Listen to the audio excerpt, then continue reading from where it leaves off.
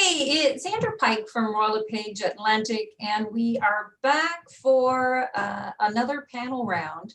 And this time we're going to talk about buyer fatigue. I'm pretty sure, a lot of buyers are getting very frustrated in our market, and, maybe even some of the agents. So I'm going to start with the lovely gentleman to the left of me. We worked together, oh my God, it must have been many moons ago. And I'll get you to introduce yourself and where you're from and what it is you do. I'm Jeremy Cowan. I'm with Exit Realty Metro. I've been a licensed agent in Nova Scotia for 21 years. So seen a little bit of everything. Thanks for having me. And yourself, Richard. Yeah, Richard Payne here from Halifax Homes and Lifestyles at EXP Realty. And I'm only about a third of Jeremy's. I think I'm on 9 years. So I got a while to go to learn his stuff. All good. So let's just talk about, why would you say, Jeremy, that, buyers are experiencing, like they're just fed up with this market? Like, what are your thoughts on that? I mean, I know that you do a lot of listing, but you've done some buys recently. What would you say is when you're talking with agents at your office or even your own clients, what's their thought of, being just so frustrated? Well, I think it's a good question. I think the frustration level can be adverted in some degree. It's definitely very competitive and nobody's seen a market like we have in Halifax right now. But there's still a fair amount of people, buyers, agents that are going about their business probably in the wrong way, in my opinion. And if you really want to set yourself up for success, you should surround yourself with good people, get all your ducks in a row, and the results will be a lot stronger. I've talked to agents that have wrote over 20 offers, and I'm thinking, wow, you're doing something wrong, or they're doing something wrong. And it's not always price, but there is better ways to go about trying to secure a home. So yeah, no, I would have to agree. And what are you seeing in your office, Richard, with yourself or with other agents? It's kind of the same thing. I go back to a conversation that you gave me a really good tip. So Sandra gave me a good tip on understanding the market, where you literally say, okay, what area do you want to be in? Right, I want to be in North End Dartmouth. Okay, so North End Dartmouth, everything is going for roughly X dollars over asking price. How are you prepared to be in that market, Mr. and Mrs. Buyer? And that's what I changed. So as soon as I heard that from you, I think it was like January, something like that, I was like, okay, time to change, time to actually do a lot more education with the buyers, so that when they go in there, they're not sitting there going, oh, I can go in 5,000 over asking and get this. It's like, remember we had that discussion? Like, we need to go higher. And, certainly it's become a lot more interesting writing offers to actually push the pain point almost of like, you're kind of asking, how much do you want to pay for this property? And then they're going, it's listed at 300, let's do 310. You say, okay, so how about 330? Yeah, we could do that. Okay, how about 345? Ooh, that's getting a bit painful. Okay, well, 345 is the number then. Yeah. What is it, Jeremy, do you think what the buyers should be doing differently? I mean, so they're not frustrated, what do they need to be doing? Well, I always tell the other agent when I'm in multiple offers, if I'm writing for a buyer, I always say, this might not be the highest price offer, but this will be the cleanest offer. And I really try to stress that. So I have inspections ready to go. I don't take 2 weeks for conditions to be met. Like, when I make an offer, you can't always do this, but if you accept our offer, I'll have your deposit today. I'll have your home inspection done tomorrow. And, a lot of buyers are still taking 2 weeks to get financing arranged. And, they don't have a house to sell, or they're relocating, or they've been, government employee for 20 years and they're still writing financing clause. Now there's some setbacks and, some nervousness when you waive financing, but give yourself a chance. You have to write as clean as possible.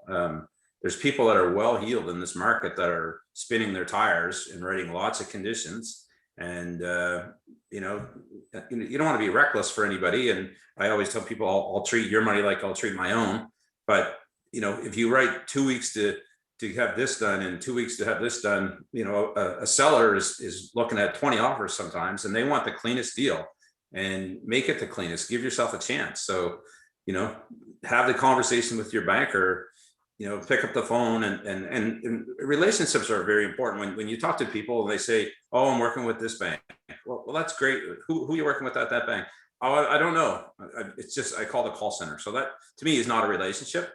If I was looking for a plumber, you know, I wouldn't go to the Yellow Pages or Craigslist or whatever and start looking for a plumber. I have a relationship with somebody, and same for banking.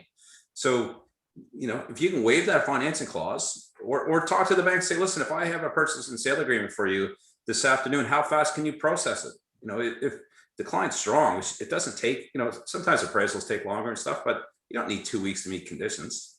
No. So, you know, sometimes people, you know, agents are nervous, or the buyer's a little nervous, but have the conversations with your people up front, and I think your success rate will go through the roof.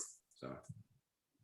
And you know, I don't think that's just the buyer having that conversation with the banker. So I think it was about a month ago, I sold a property in Halifax. So 3 of the offers were very similar. So I called agent 1. I'm like, hey, you know, I'm looking at your offer. It's really good. What can you tell me about your client? Well, I don't know what to tell you. And I'm like, are they working with a banker or a broker? You know what? Good question. They're working with RBC. And I'm like, okay, who are they working with RBC? They didn't know. And I'm like, okay, so now I'm writing notes again, because I want the offer to go through. So I call the next agent, and he goes, you know, I'm asking him, do they know who the client is working with? And he said, you know, I've been working with this client now for 8 months. We were looking at this, and now we're over here. And he was a little bit unsure about all of the information on his buyer. Now I call the last agent, and I'm like, okay, I said, what can you tell me about your buyer? Their house is sold in Moncton. We can buy your property in cash, so we don't need financing. It's okay. We're going to have this done over here. We need to move in for this date. And it was like boom, boom, boom, boom, boom, boom, boom. Every question I asked, he knew it. Yeah. And although this offer wasn't the highest, I talked to the seller, and I'm like, I'm recommending that you go with this particular buyer, because everything was done. And I didn't want to get into a snag where it wouldn't be. And, you know, I put an offer in this weekend, and, you know, we put in it was over asking, and sure enough, it didn't get accepted. So I talked to the agent. I said, you know, sometimes the highest price doesn't always win. She goes, yeah, you know, sometimes. Sure enough, today at 10:30, I get a text, Sandra, you're right. The deal fell through. And would your buyer now be interested? And it's so funny. And, you know, and I talked to him, he's like, well, what we offered on Friday is certainly not what we're putting on the table today if they're interested. So I knew so many things about my client that this was a cash deal, and they didn't take it. They went with the highest price. No, so, you know, what do you think, if you were to give advice to, Jeremy, you talked about the buyer and, you know, them having relationships. How about Richard, the relationship between an agent and a buyer? What should be done differently there? There's the preparation up front. You know, I mean, Jeremy and yourself, both of us, you know, we all know that getting all of the details and getting as much information about, like, the story, what are they trying to achieve? Why are they moving to Nova Scotia? Have they sold the property in Ontario? Have they got a mortgage on the property in Ontario? Are they looking for just like that lakefront style property here, or is it a permanent move here? Are they coming with a job? Do they need to get a job? You know, it's that digging around and really getting into the motivation as to why are you going to buy a house in some area of HRM? Because for us, like you were just saying, Sandra, it's our job almost to sell the offer as well as our client to the offer, the person, the agents, the sellers that we're going to be buying a house from. Because yes, there's this talk about all these love letters and everything else, and you know, some people do, some people don't. It just depends on the situation. But I think the more that you can stand for your clients who are the buyers, to say this is why. And I just had the conversation with an agent today about why we offered the price we offered, and his conversation was, Well, we were kind of expecting over asking price. And my question was, well, okay, but you listed at a certain price. There's no other offers on the table. You've only had 4 viewings. Why would we offer you more than asking price when there's no competition? If your clients wanted another $50,000, $100,000 more, maybe you should have listed the house $50,000 to $100,000 more. I'm not saying we would have offered you that, but it's that education of the, and even like my buyer was like, well, yeah, do we need to offer more money? I'm like, well, right now there's no competition, so why would we? Like, why does that make sense? Right. So it's that having the confidence to talk to your clients, understand everything they have, and then present that as well as your best possible offer to the listing agent. And then hopefully they will then in turn have the conversation with their sellers about why that offer is the best offer as opposed to maybe the one with the highest price. Yeah. Jeremy, I know we're a bit off topic, but have you seen that? Let's say there's no multiple offers and you come in at list price and then the seller is coming back and wanting $20,000, $40,000 more, yet it never went in competing. Has that happened? I haven't seen that on the buy side, to be honest with you, because I don't do a whole lot of buyers these days. But as a listing agent, I've countered with that before, and people say, "Whoa, what are you doing?"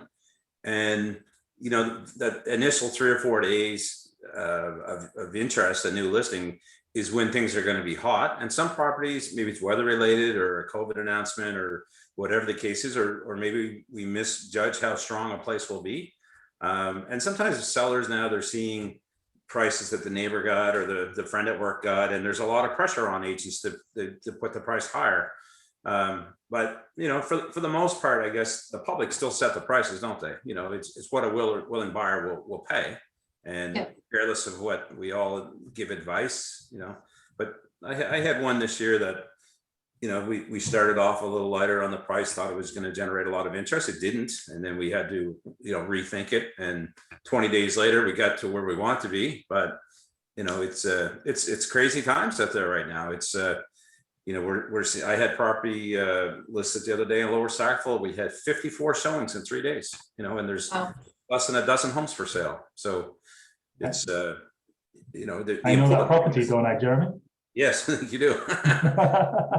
You really have to have your ducks in a row. And I look back at when I see offers coming in, and I feel bad sometimes for people. But like Sandra, if you had to get a lawyer review done on an agreement that you wrote, how fast do you think a lawyer could review it for you? Oh, they can do it within, depending. Don't send it in on a Monday, but you should be able to get like a day or 2 turnaround. Yeah, and that's my thoughts. If I had to get a lawyer review done, I could get it done today. If I had to call and get an insurance quote for a new buyer, how fast do you think I could do that? If I had to do a home inspection, if I had to beg someone to do an inspection, it's 2 o'clock now. If I had to get an inspection done today, I bet you I could get someone to do it. So why do people still put 2 weeks? It drives me foolish. And as a listing agent, I look at that and I'm like, have they really invested any time in this property? Are they ready to go? Are they ready to buy? Or are they just window shopping? And those offers, they quickly go to the bottom of the pile. So yeah, no, I'm with you. Like going to Jeremy's 2-week situation, like we know that the mortgage people, the mortgage brokers are pushing us as agents to give them that 2 weeks. And I've always said to the mortgage people we work with is like, well, okay, Jeremy's case in point. Everybody offers going the same, but I'm the one that said my mortgage broker said they needed 2 weeks. Everybody else, including Sandra, because Sandra's smart, she would have done 5 days, 6 days. So guess who's not winning? Me and my clients. Yeah. So I'm like, okay, I understand that, but unfortunately, Mr. and Mrs. Mortgage Broker, you're going to have a little bit of pressure, and you're going to have to pull in some favors because that's our market. I know the appraisals are taking longer, and we're seeing more appraisals all the time now. But if your bankers or your broker is telling you that it takes 2 weeks to finalize a deal, they're really putting you behind the 8 ball to get a house. So maybe it's time to shop around and just get a commitment from someone. I talked to an agent there a while ago, and they said they actually get a finance letter and they send it in with the offer. Like, it's a little bit extra work for a mortgage person to do that. But if they're that strong, get it or waive it. So, So you can waive financing, but make it subject to the insurer. right. Right. So just to play on words, really. But because at the end of the day, I could be financed for a $500,000 property. But if not Genworth, but Genworth, or I know they have a new name now, or CMHC, if they don't like the property, Right. doesn't matter, they're going to cancel the deal. So that's why you can make it, because you're still approved for 500,000, but it's up to the Right. CMHC if they're going to give you money. So I've done that before. I've kind of upset an agent when I did it. She goes, well, why you need an appraisal? And she goes, why do you need this? I thought your financing was done. I'm like, financing is done, but we can buy a $500,000 house. It's just up to the underwriter and what they're going to do if they're going to allow that, depending on the house, the home inspection. And So- some, Yeah, sorry. go ahead. And some buyers, they have the means to be able to write a check, but when the interest rates are 2%, like, is that really wise? Because someone come in from Ontario, they sold their house, they don't need financing, but they might still put a mortgage on it. And even if the appraisal is off by 100 grand, they're still buying the house. They're probably going to put down 50% anyway. But at the end of the day, if you don't want to be reckless for your clients, but you have to know like what Richard said, you have to know your clients, so you get a level of a threshold of pain that you can say, okay, this person, they really need a financing clause, because if it doesn't appraise out, they're upside down, or we really need to do a home inspection. A lot of the military posting messages that are coming out now, and if you look back at the history of some of the listings, the people have been there for 2 or 3 years, and we all know that when there's a military transaction goes on, or RCMP, they do every test in the world. They do septic well, they do flow tests, test for every bit of water, they do radon, they test for everything. They test everything. And if you have a buyer that's looking at this house and you want to go in and it's pristine, and you think, well, they just did the test 2 or 3 years ago, just pick up the phone, call the listing agent and say, by chance, would you still have those old reports? And if your buyer has the personality, they can rely on that. Now there's some risk, obviously, if things change, but you could probably put yourself ahead of everybody else by waiving a lot of conditions. So. Yep. So we're talking about tightening conditions. We're talking about potentially waiving some conditions if you're an astute buyer, or even, if you're financing. But, and we talked about an agent, having that relationship with their buyer and knowing their buyer. But still, what do you write on an offer? So, I mean, why is that particular agent, or why is that particular buyer writing 20 offers? It shouldn't be happening. Right.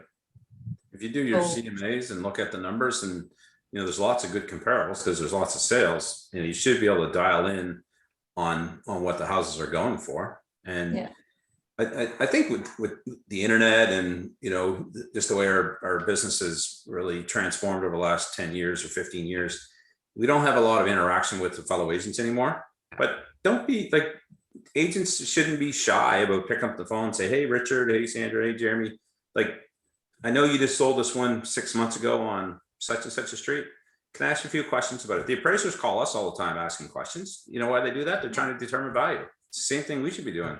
So don't be afraid to call. Like sometimes we lose touch with the human interaction side of this business, but that's still a big part of it. People rely on us to help them buy houses and sell houses, and once in a while you have to phone someone. So like a lot of agents, they'll send me an offer, they'll text me. They won't even, I don't even know if you went in the house, and now we're getting people that are writing offers.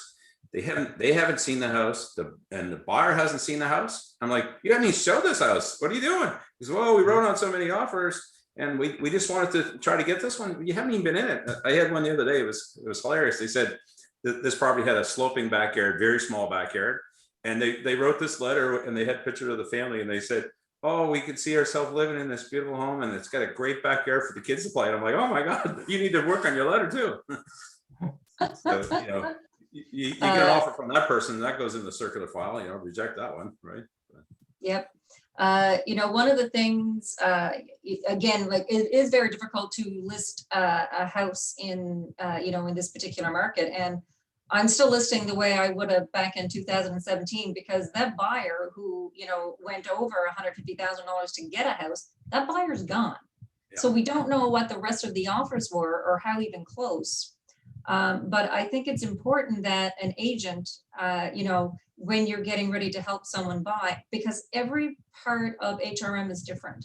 Right. And, you know, in Sackville, prices are going, you know, at least $100,000 over. So you should know that, like, do the stats for the last 7 days, like, just don't pick, you know, let's say one part of Sackville, take the whole section of 25, what has sold in the last 7 days and what's the average over price. So when agents are sending in offers, and I'm sure you both get them, they're at asking, they're below asking, or they're like a couple of $1,000s over asking.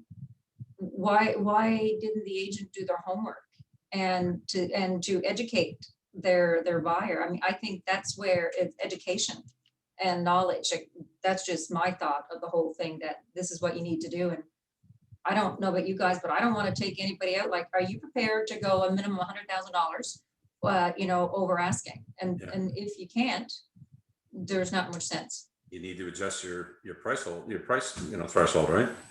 You know, we get agents that write offers and they say, we knew we weren't going to get it, but we just thought we'd try anyway. Well, you know, why? You know, like, do you really want to get a house? You know, it's tough. This is crazy times. It's crazy times, but you know, people writing offers and knowing they're not going to get them and having long conditions and flimsy deposits, and it's like, whoa, you know, they don't have a chance, right? No, we had 31 offers on Monday morning to present to our client over in Dartmouth. Wow. Yeah, it was crazy, crazy. So I'd love to get your opinion, Richard, first, and then Jeremy, I'll throw it over to you. So, I mean, I've talked about this before in different panels where a lot of the public would blame us for the market. And people are saying, you know what, hold off, wait, because this boom is going to not always be there and the prices are going to go back and be the same. Do you think that the prices, so if you sold, you know, a house on White Hills Run for 500 and the other houses are selling for 437, do you think that coming, you know, as you continue down the garden path, is that price going to drop or will it sustain? I think we're going to get some sustainability. Like, I do think that, you know, we can't keep going up as quick as we've gone up in the last 6 to 8 months. We know it's like, as agents, you can just tell when you're looking at prices going, wow, these have gone up fast. And that's just, you know, without looking at numbers, that's just a gut feel that you can see houses going for sale going, wow, there's no way that would have been that price last year. So I think we're going to see a little bit of a flattening off and a sustainability. I don't feel that we're going to drop. You know, I think a lot of what's happened here locally is, yes, we're seeing people from other provinces moving in, but they're seeing the prices that we had here as an average, say, 18 months ago, as just a little bit of a joke from an average point of view. So I think now finally, you know, we always said, you know, I started real estate investing like, what, 12 years ago? And I was the one that was like kind of shouting from the rooftops once I became an agent that people should come and invest in income properties here because we are like on sale. And everybody was like, yeah, Halifax, you know, like Nova Scotia, yeah, no, like, don't really know it that well. I'll just keep investing in Hamilton, Ontario, or Alberta, Calgary, places like this. And then all of a sudden now, like the influx of people that have moved here have probably seen and gone, oh yeah, let's have a look at this East Coast lifestyle Nova Scotia thing. Like, what's going on there? And they start looking behind the scenes at not only what they get for the money, the locations, the lifestyle, what people do on the weekends. And I think all of a sudden everyone's gone, yeah, that's kind of the lifestyle we want. So I think we were probably priced here for a long time, which was probably below where we should have been. Now we're kind of up in this area. That I think is more normal as to what you'd expect from a city that has everything that HRM Halifax area has to offer. So I think it's going to flatline for a bit. I don't think we're going to keep going up like this. So I think we're going to flatline for a while, and then we'll probably just go back to our normal like 2-3% kind of price increase that we always used to have. How about your thoughts, Jeremy? Well, I've been at this a little bit longer than you both, and I haven't seen Nova Scotia prices really roll back because we're not like Fort McMurray or downtown Toronto or Calgary. So prices get stale. I'll give you an example. I live in St. Andrews West.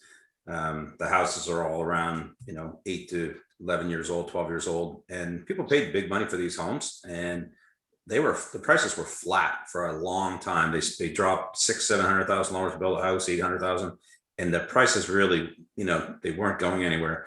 So, where are prices going? I'm happy to see it. My neighbors are all happy to see it. There's a few people that are moving. You see the signs go up and they come down, and people are really starting to get paid. But if you look at the size, square footage, and the effort, some of these properties, the prices, they should have gone up, and like it's not healthy to see the prices that we're getting now and the increases. But like we always enjoyed, a 3 or 4% increase. Some years when Irving made the announcement, we had a 7-8% increase. But see what we're seeing now is not healthy.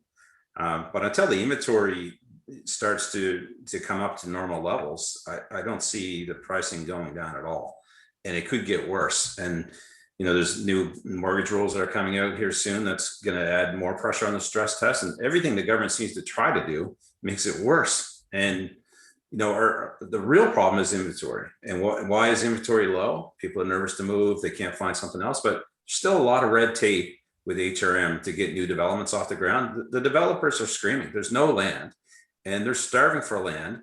And as long as there's roadblocks and red tape and things that are holding back the builders and the developers, like I know builders that are out of land. It's scary. And when people come to recently say, I want to move in from the area, I want to build a new house, and I got land coming, but it's not approved. It's not, and that's the real problem. And that to me, that's an issue that has to be overcome. And I talked to someone in our office the other day, and we're all trying to help people move and look after the public so they have a place to live. They were told at HRM today it would take 20 days, business days, to get a zoning letter. 20 days. Don't even like, come on, why? Like, it's crazy. So the frustration level gets pretty high. I think the only thing that will probably settle pricing down is the people that are moving into the province, mostly from Ontario and BC. If those folks get bored here in sleepy Nova Scotia and they decide to go back after COVID, we could see a lot of listings coming in the inventory, but that's 2 or 3 years out. So I think the prices are going to stay where they're at. They could get even higher, and it's a great time if you're a seller. Oh, it indeed is a good time to be a seller. Even if you purchased, there's a different benchmark that's being set almost every month, and you're getting equity anyway. It's I think you're getting equity a lot quicker in a home now than you would years before, because it was, although some years it could have been 3%, but I would say as a blanket across HRM, it was about a 2% percent increase. And so anyway, it's different times for sure. And again, I like the things that you guys said, tighten conditions, remove some conditions, know your client, and know the market. And that should, hopefully alleviate you writing 20 offers, because that would be, I think I'd be frustrated and tired too if I was doing that offers. Yeah. Well, guys, you have all been wonderful. And Jeremy, maybe we can get you back on again. Like we have Richard. Richard always good. He knows his stuff. And it's always nice just to talk to, different people, because we all have different perspectives on what's happening in the market. So thanks a lot. Glad to help anytime. No problem. Awesome. Okay. Thanks, Stay guys. safe, you guys. Yeah. Take care. Happy selling.